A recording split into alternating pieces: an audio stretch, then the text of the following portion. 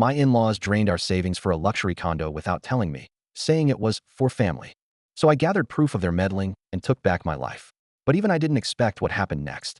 I gasped as the room spun around me. You spent our savings on what, Gareth? My husband's face paled as he glanced nervously between me and his parents. The dining room suddenly felt suffocating, the fancy china and crystal glasses mocking me with their extravagance. Now, Stacy, Ula, my mother-in-law, interjected with a syrupy smile. I'm sure Gareth was just thinking of family. Isn't that right, dear? I gripped the edge of the table, my knuckles turning white. My name is Stacy, and I had just discovered my husband had betrayed me in the worst way possible.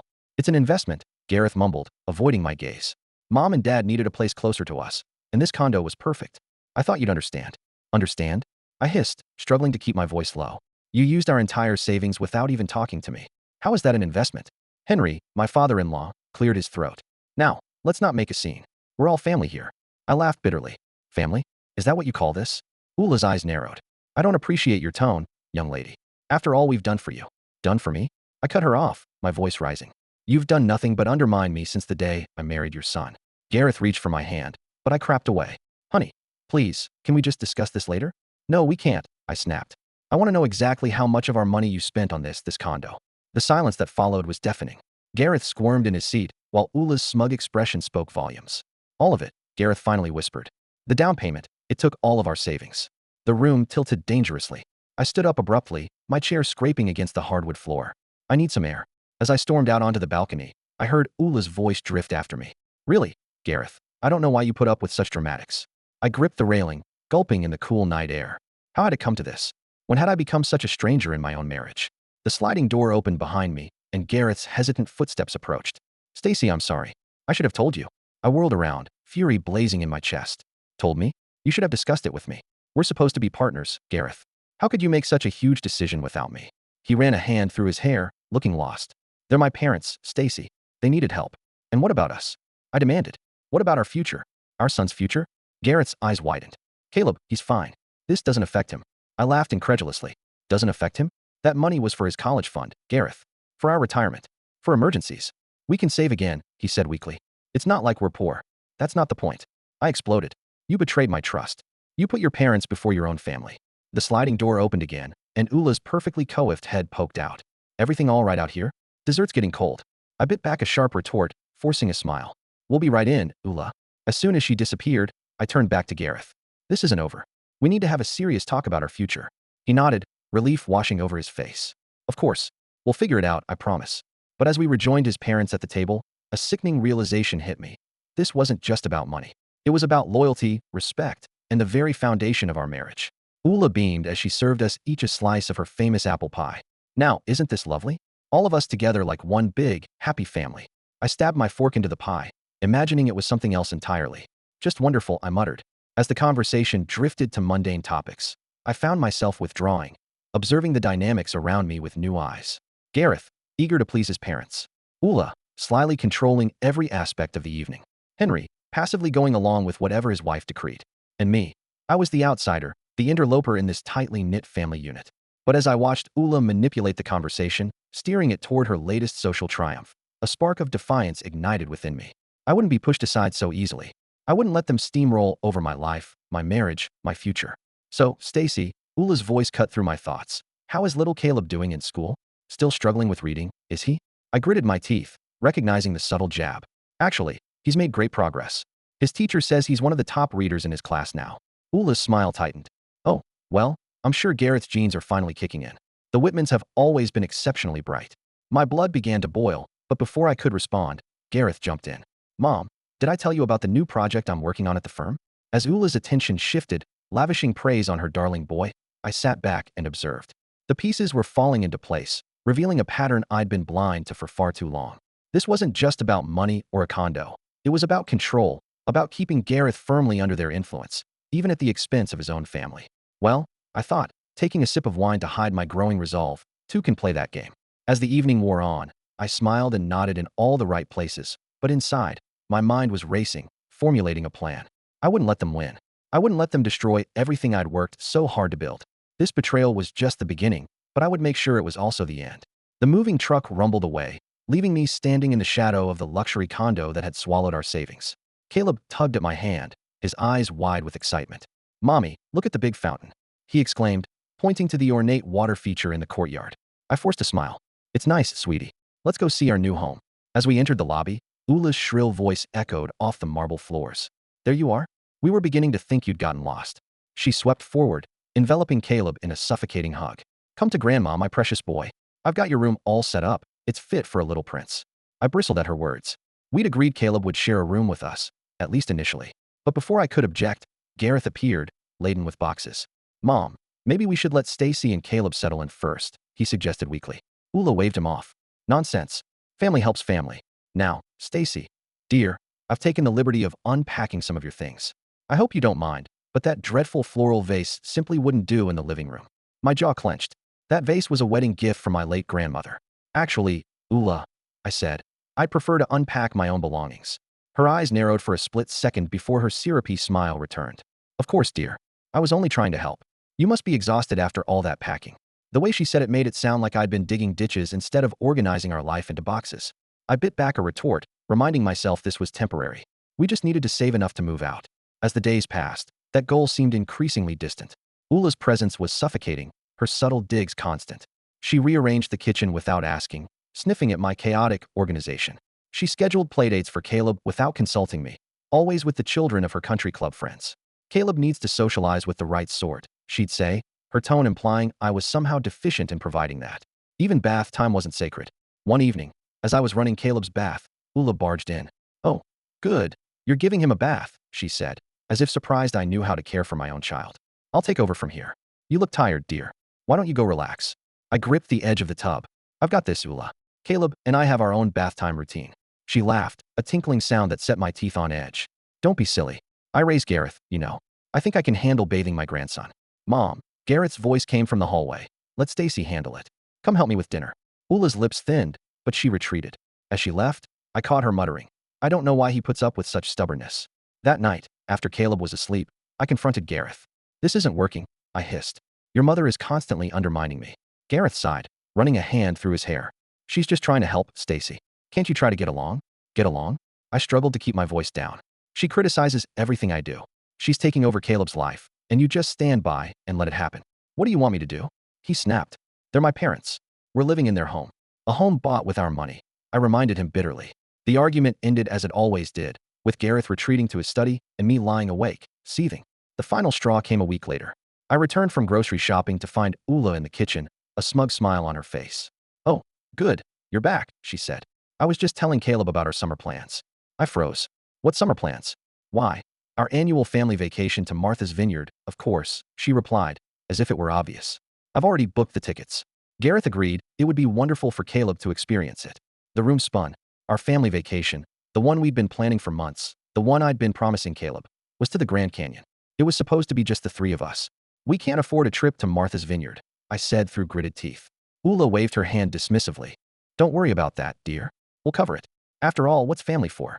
In that moment, something inside me snapped. I saw with crystal clarity the web Ula had woven, trapping us in a life dictated by her whims. "No," I said, my voice steady. "We won't be going to Martha's Vineyard. Caleb, Gareth, and I will be sticking to our original plans." Ula's eyes flashed. "Now, see here, young lady." "No, you see here." I cut her off. "This ends now. I am Caleb's mother. Gareth is my husband. We are a family, and we will make our own decisions." As Ula sputtered in indignation, I turned to leave the kitchen. At the doorway, I paused. "Oh, and Ula, I'll be putting my grandmother's vase back in the living room. I think it'll look lovely there, don't you?" I walked away, my heart pounding but my resolve firm. This was far from over, but for the first time since moving in, I felt a glimmer of hope. I would reclaim my family, my life, no matter what it took.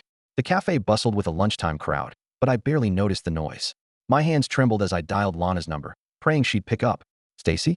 Lana's voice crackled through the speaker. "Is everything okay?" I choked back a sob. "Lana, I need help. I can't do this anymore." "I'm on my way," she said without hesitation. "Where are you?"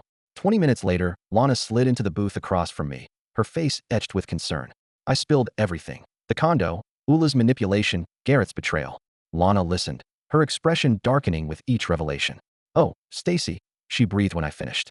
"Why didn't you tell me sooner?" I shrugged helplessly. "I thought I could handle it, that things would get better." "Well, that ends now," Lana said firmly. "We're getting you out of there." For the first time in months, I felt a flicker of hope. But how? I don't have any money, and Caleb, We'll figure it out, Lana assured me.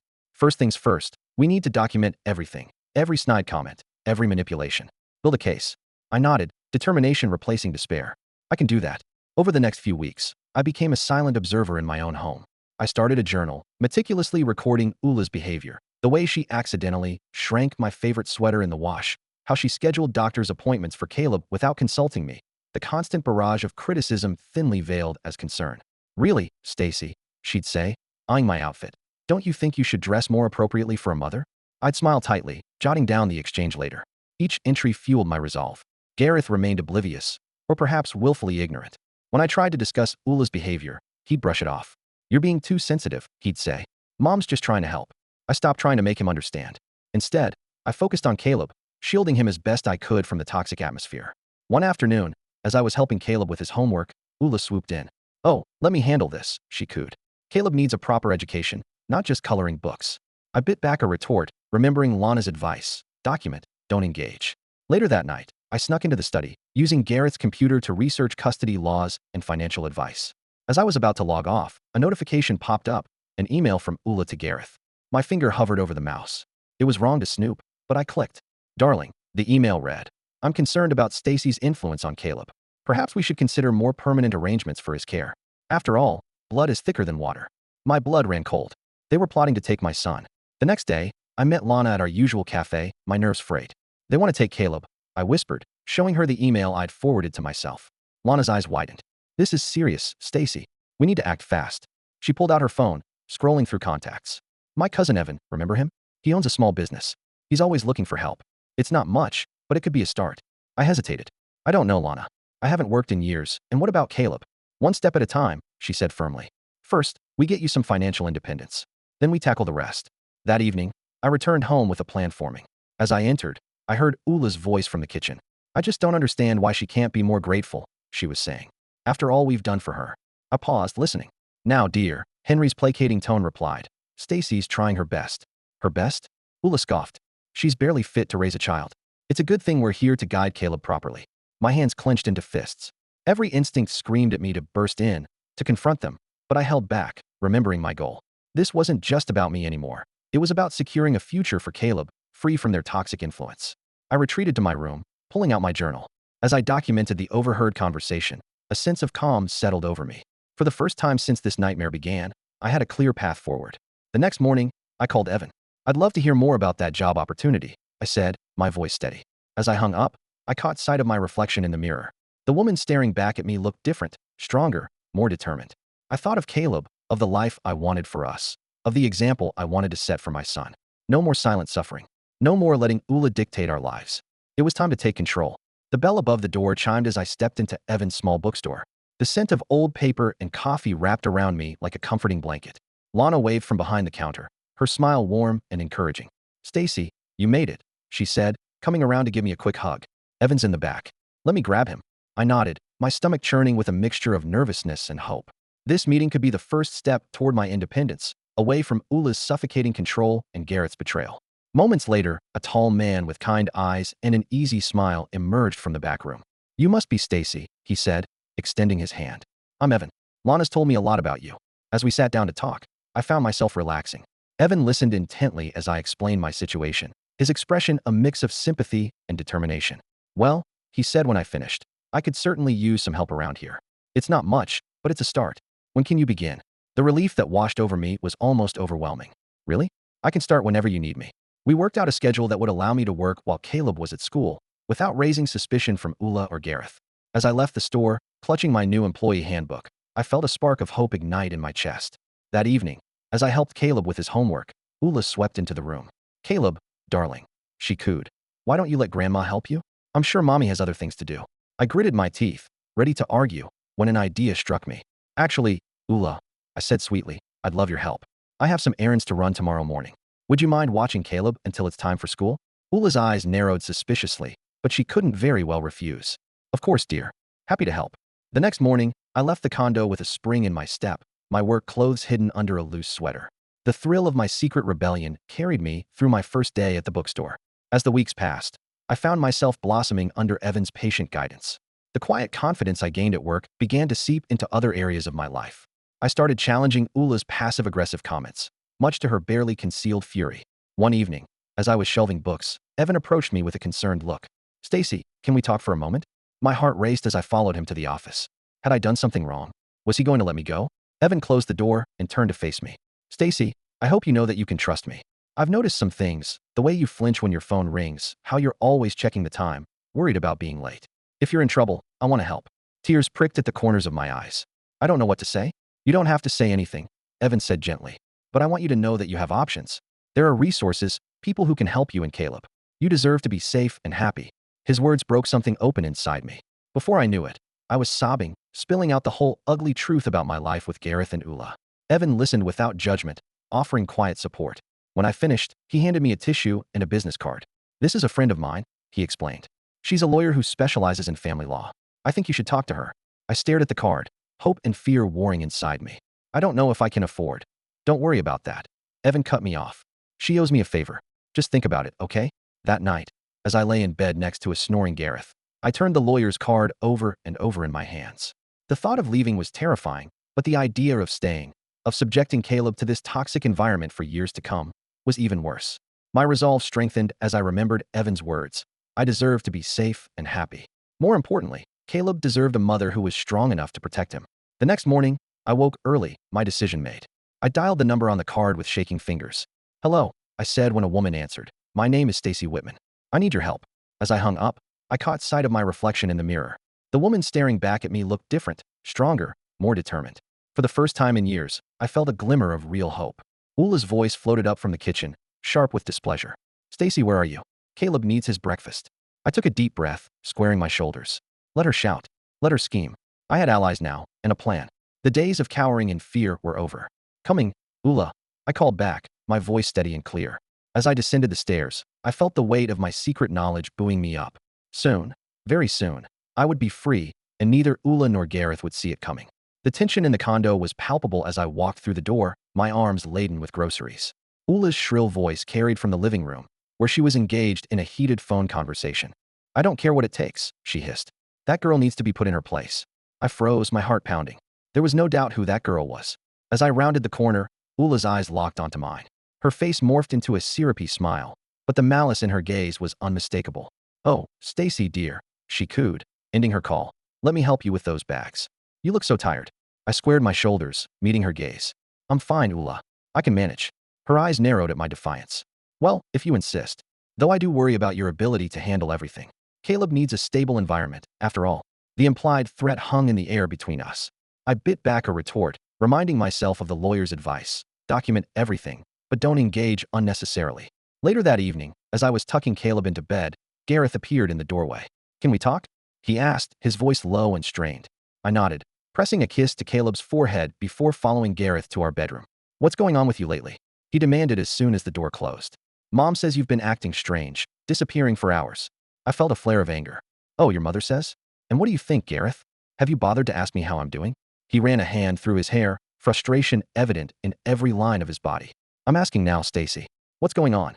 For a moment, I considered telling him everything. The job at the bookstore, the meetings with the lawyer, my plans to leave. But as I looked into his eyes, I saw only confusion and irritation. No understanding, no remorse for how he'd betrayed me.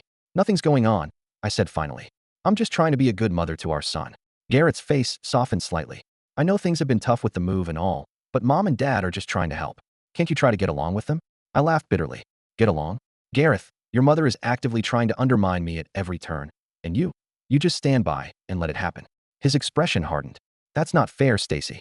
They're my parents. I can't just what?" I interrupted. "Stand up for your wife? Protect your son from their manipulation?" Garrett's face flushed with anger. "You're being ridiculous. Mom and Dad love Caleb. They want what's best for him." "What's best for him?" I echoed incredulously. "Like when your mother tried to enroll him in that elite preschool without consulting me. Or when she tells him Mommy is confused whenever I disagree with her." Garrett's jaw clenched. "You're blowing things out of proportion. Mom is just trying to give Caleb opportunities." I shook my head, a wave of sadness washing over me. This man, who I'd once loved so deeply, was now a stranger to me. "You know what, Gareth? You're right. I am tired of fighting for a place in my own family, tired of being treated like an outsider in my own home." His eyes widened, a flicker of fear crossing his face. "What are you saying?" I took a deep breath, steeling myself. "I'm saying that something needs to change. Either you start standing up to your parents and supporting me, or I let the unfinished threat hang in the air between us. Garrett's face paled. Or what? He whispered. Before I could respond, a knock at the door interrupted us. Ula's voice floated through, sickly sweet. Is everything all right in there? I heard raised voices. Gareth shot me a pleading look before opening the door. Everything's fine, Mom. Stacy and I were just talking. Ula's eyes darted between us. Her lips curved in a triumphant smile. Well, if you're sure. I was just about to make some tea. Would you like to join me, Gareth? We can discuss that business proposal your father mentioned. I watched as Gareth hesitated, torn between staying to finish our conversation and following his mother. In the end, habit won out. Sure, Mom, he said, avoiding my gaze. I'll be right down. As they left, I sank onto the bed, a mix of anger and determination coursing through me. This confrontation had made one thing crystal clear. I couldn't count on Gareth to change. If I wanted a better life for myself and Caleb, I would have to make it happen on my own. I pulled out my phone, sending a quick text to Lana. It's time. Can you help me get everything ready? Her response came almost immediately. Absolutely. We're here for you, Stacy. Whatever you need. I took a deep breath, feeling a strange sense of calm settle over me. The storm was gathering, but for the first time in years, I felt ready to face it head on. Ula and Gareth had no idea what was coming, but they were about to learn that I was no longer the meek, compliant woman they thought they could control. The time for silent rebellion was over. Now it was time for action. The Whitman family's annual garden party was in full swing, the manicured lawn dotted with elegantly dressed guests sipping champagne. I stood at the edge of the crowd, my heart pounding as I clutched the folder containing months of meticulously gathered evidence. Ula's voice carried across the garden, her laugh tinkling like broken glass. Oh, Stacy dear, do come and join us. We were just discussing Caleb's future. I took a deep breath, steeling myself. This was it, the moment I'd been preparing for. As I approached the group, I caught sight of Gareth, his face tight with tension. He'd been on edge ever since our argument, clearly sensing the shift in our relationship, but unable or unwilling to address it. What about Caleb's future? I asked, my voice steady despite the adrenaline coursing through my veins. Ula's smile was razor sharp. Well, we were just telling the Hendersons about that wonderful private school we're considering, the one with the accelerated program. I felt a flash of anger. We never discussed any private school. Oh, and when was this decision made? Henry cleared his throat uncomfortably, but Ula pressed on. Now, Stacy, don't be difficult. We're only thinking of what's best for Caleb. What's best for Caleb? I echoed, my voice rising. Like when you tried to enroll him in that elite preschool without consulting me. Or when you tell him mommy is confused whenever I disagree with you. A hush fell over the gathering. Ula's face flushed with anger and embarrassment. I don't know what you're talking about. Gareth, control your wife. But Gareth stood frozen, his eyes darting between me and his mother. I turned to address the stunned guests. I'm so sorry to disrupt your lovely party, but I can't stay silent any longer. For months, I've endured manipulation, gaslighting, and emotional torture at the hands of my in-laws while my husband stood by and did nothing. Murmurs rippled through the crowd.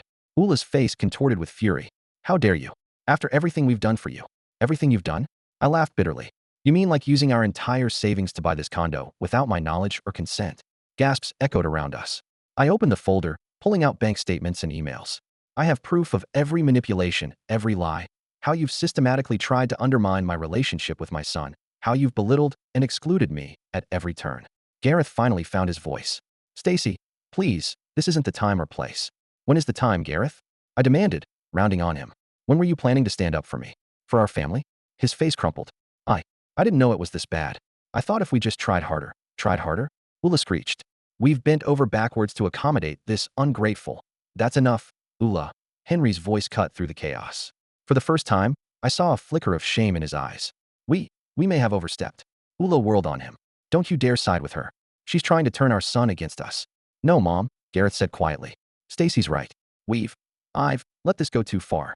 The realization that he was finally standing up to his mother should have been satisfying, but it was too little, too late. I turned back to the gathered guests, many of whom looked deeply uncomfortable. I'm sorry you all had to witness this, but I couldn't let the facade continue. The Whitmans aren't the perfect family they pretend to be. They're manipulative, controlling, and willing to destroy their own son's marriage to maintain their illusion of power. Ula lunged forward, her carefully manicured nails clawing at the folder in my hands. Give me those. You have no right. I have every right, I said firmly, stepping back. These are copies anyway. The originals are safe with my lawyer. The word lawyer seemed to echo across the lawn. Ula's face drained of color as she realized the implications. One by one, guests began to make their excuses and leave.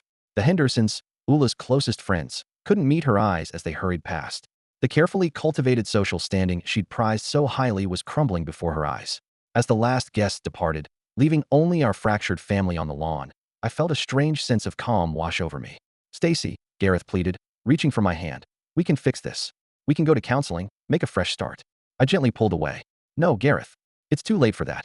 I've already filed for divorce. His face crumpled. But what about Caleb? I'm fighting for full custody, I said firmly. You're welcome to visit, but I won't subject our son to this toxic environment any longer. Ula, who had been uncharacteristically silent, suddenly found her voice. You can't do this. We'll fight you every step of the way. I met her gaze steadily. Go ahead. But remember, I have evidence of every cruel word, every manipulation. Do you really want all of that aired in court? For the first time, I saw fear in Ula's eyes. The realization that her carefully constructed world was falling apart seemed to age her instantly. As I turned to leave, Gareth called out one last time. Stacy, please. I love you. I paused, looking back at the man I'd once built my life around. I loved you too, Gareth. But sometimes love isn't enough. With that, I walked away from the Whitman family, my head held high. The confrontation I'd dreaded for so long was over, and though the road ahead would be challenging, I felt lighter than I had in years. The storm had broken, and in its wake, I could finally see the promise of clear skies ahead. The pre-dawn light filtered through the curtains as I zipped up the last suitcase. My heart raced, a mixture of fear and exhilaration coursing through my veins. Today was the day I'd reclaim my life and my son's future. A soft knock at the door made me jump. Stacy, Lana's whisper came through. It's time. I took a deep breath, steeling myself. Coming, I whispered back. Caleb stirred in his bed as I approached. Mommy? He mumbled, rubbing his eyes. Hey, sweetie, I said softly, kneeling beside him. Remember our special adventure I told you about? It's time to go. His eyes widened with excitement. Thankfully still too young to fully grasp the gravity of the situation. As I helped him dress, I sent up a silent prayer of thanks for his resilience. Lana and Evan were waiting in the hallway, their faces a mix of determination and concern. Everything's ready, Evan whispered, taking one of the suitcases. The car's out back. We moved silently through the condo, each creak of the floorboards sending a jolt of panic through me. As we passed Gareth and Ula's rooms, I held my breath, half expecting Ula to burst out and catch us. But the doors remained closed, and soon we were stepping out into the cool morning air. Freedom was so close I could taste it. As Evan loaded the car, a voice behind us made my blood run cold. Going somewhere? I whirled around to find Gareth standing in the doorway, his face a mask of hurt and confusion. Daddy, Caleb exclaimed, oblivious to the tension. Gareth's eyes darted between us and the packed car. Stacy, what's going on? Where are you taking our son? I stepped forward, placing myself between Gareth and Caleb. We're leaving, Gareth. I told you at the party. I can't do this anymore. His face crumpled. But I thought we could work it out. I've been trying, Stacy. I told Mom to back off. It's too late. I cut him off, my voice firm despite the tremor in my hands. You had years to stand up to your parents, to be a partner to me. I can't wait any longer. You can't just take my son. Gareth's voice rose, panic edging into his tone. Mommy? Caleb's small voice came from behind me, tinged with fear. I turned, kneeling to meet his eyes. It's okay, sweetie. Daddy and I are just talking. Why don't you go with Aunt Lana to the car? Lana stepped forward, gently guiding Caleb away. As they walked to the car, I faced Gareth again. I'm not taking him away from you, Gareth. You can still be a part of his life. But I won't subject him to your mother's manipulation anymore. Gareth's eyes filled with tears. Please, Stacy. We can fix this. I'll do whatever it takes. For a moment, I felt my resolve waver. This man, for all his faults, was still the father of my child, the man I'd once loved enough to marry. But then I remembered all the nights I'd cried myself to sleep, all the times I'd felt small and insignificant in my own home. I'm sorry, Gareth, I said softly, but sometimes sorry isn't enough. A commotion from inside the house caught our attention. Ula's shrill voice carried through the open door. Gareth, what's going on out there? Panic flared in my chest. If Ula got involved, things could quickly spiral out of control. Go, Gareth said suddenly, his voice barely above a whisper. Before she comes out. I stared at him shocked. What? His eyes met mine, filled with a mixture of resignation and regret. You're right. I should have stood up to them years ago. I don't want Caleb growing up like I did. Tears pricked at my eyes. Thank you, I breathed. Ula's voice was closer now. Go, he repeated, more urgently. I'll handle Mom. I nodded, turning to run to the car. As I slid into the back seat next to Caleb, I saw Gareth step back into the house, closing the door behind him. Drive, I told Evan, my voice shaky. As we pulled away from the condo, I watched in the rearview mirror as Ula burst out onto the front step, her face contorted with fury. But we were already turning the corner, leaving behind the prison that had been my home for too long. Caleb snuggled into my side, already drifting back to sleep. I wrapped my arm around him, feeling a weight lift from my shoulders. You okay? Lana asked softly from the front seat. I took a deep breath, looking out at the brightening sky. For the first time in years, I felt a genuine smile spread across my face. Yeah, I said. I think I am. As we drove toward our new life, I felt a mix of emotions. Fear of the unknown, sadness for what might have been, but most of all, an overwhelming sense of hope. The road ahead wouldn't be easy, but for the first time in a long time, I was excited to see where it would lead. The sun peaked over the horizon, painting the sky in brilliant hues of pink and gold. It was a new day, in more ways than one, and I was ready to embrace it with all its challenges and possibilities. Caleb stirred beside me. "Mommy, where are we going?" I hugged him close, my heart full of love and determination. "We're going on an adventure, sweetie. Just you and me." As we drove into the sunrise, I felt the last chains of my old life fall away. We were free, and the future was ours to shape. The autumn breeze rustled through the leaves as I watched Caleb chase a soccer ball across the park. His laughter, carefree and unburdened, was music to my ears. It had been 6 months since we left the suffocating confines of the Whitman household, and the change in both of us was palpable. "He's really thriving, isn't he?" Evan's voice came from beside me, warm and supportive as always. I nodded, a smile spreading across my face. "It's like he's a different child. No more walking on eggshells, no more tension in the air." Evan's hand found mine, giving it a gentle squeeze. The gesture, once unthinkable in my old life, now felt natural and comforting. Our relationship had blossomed slowly, built on mutual respect and understanding. As we watched Caleb play, my mind drifted to the events of the past few months. The divorce proceedings had been surprisingly smooth, thanks in large part to the mountain of evidence I'd gathered. Gareth, perhaps finally realizing the extent of his parents' manipulation, had agreed to my terms without much fight. Ula, on the other hand, had not gone quietly. Her attempts to paint me as an unfit mother had backfired spectacularly when my lawyer presented the documented evidence of her behavior. The look on her face as her carefully constructed facade crumbled in the courtroom was something I'd never forget. "Penny for your thoughts?" Evan asked, pulling me from my reverie.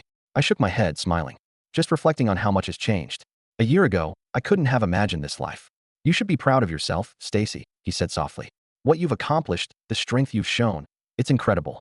His words warmed me, a far cry from the constant criticism I'd endured for so long. My job at the bookstore had blossomed into a management position, and for the first time in years, I felt valued and respected in my work. "Mommy, watch this." Caleb's excited shout drew our attention. We watched as he executed a wobbly cartwheel, his face beaming with pride. "That's amazing, sweetie," I called back, my heart swelling with love. As Caleb returned to his game, I noticed a familiar figure approaching from across the park. Gareth, looking somewhat diminished without Ula's overbearing presence, walked toward us hesitantly. "Hi," he said, his voice uncertain. "I hope it's okay that I came. I wanted to see Caleb." I nodded, feeling a mix of emotions. "Of course. He's been looking forward to your visit." Gareth's eyes flickered to Evan, a flash of something, regret, perhaps, crossing his face before he schooled his features. "You must be Evan. I've heard good things about you from Caleb." Evan stood, extending his hand. "Nice to meet you, Gareth. I'll give you folks some space. Stacy, I'll be by the coffee cart when you're ready." As Evan walked away, Gareth turned to me. "He seems like a good guy." "He is," I said simply. There was no need to twist the sharp. We watched Caleb play in silence for a moment before Gareth spoke again. "I wanted to apologize, Stacy, for everything. I know it's too late, but I see now how blind I was, how I let my parents control everything."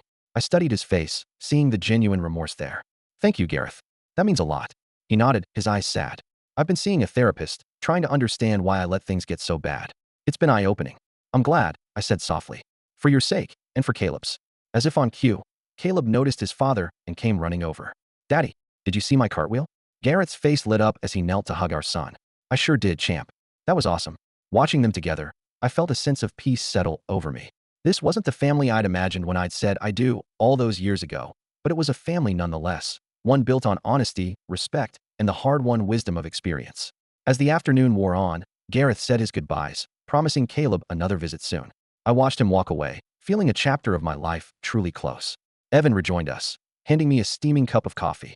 "Everything okay?" I nodded, leaning into his warmth. "Better than okay, actually. I feel free." We gathered our things, Caleb chattering excitedly about his play date as we headed home. Our home, a modest apartment filled with laughter and love, so different from the cold, oppressive condo we'd left behind. That night, after tucking Caleb in, I stood by the window, looking out at the city lights. The woman reflected in the glass was a far cry from the beaten-down, insecure person I'd been a year ago. She stood tall, confident, her eyes bright with hope for the future. I thought of Ula, her social circle shattered, her control over her son slipping away. Of Henry, finally forced to confront his role in enabling his wife's behavior. Of Gareth, struggling to rebuild his life without his parents' suffocating influence. But mostly, I thought of Caleb, growing up in a home filled with love and respect, of the lessons he'd learn about standing up for himself, about the power of resilience and self-worth. As I turned away from the window, My eyes fell on a framed photo of Caleb and me laughing at the beach. It was a simple moment, but it captured everything I'd fought for: joy, freedom, and the unbreakable bond between a mother and her child. The journey had been hard, the battles fierce, but standing here now, I knew without a doubt that it had all been worth it. We had our whole lives ahead of us, full of possibilities and free from the shadows of the past, and I was ready to embrace every moment of it.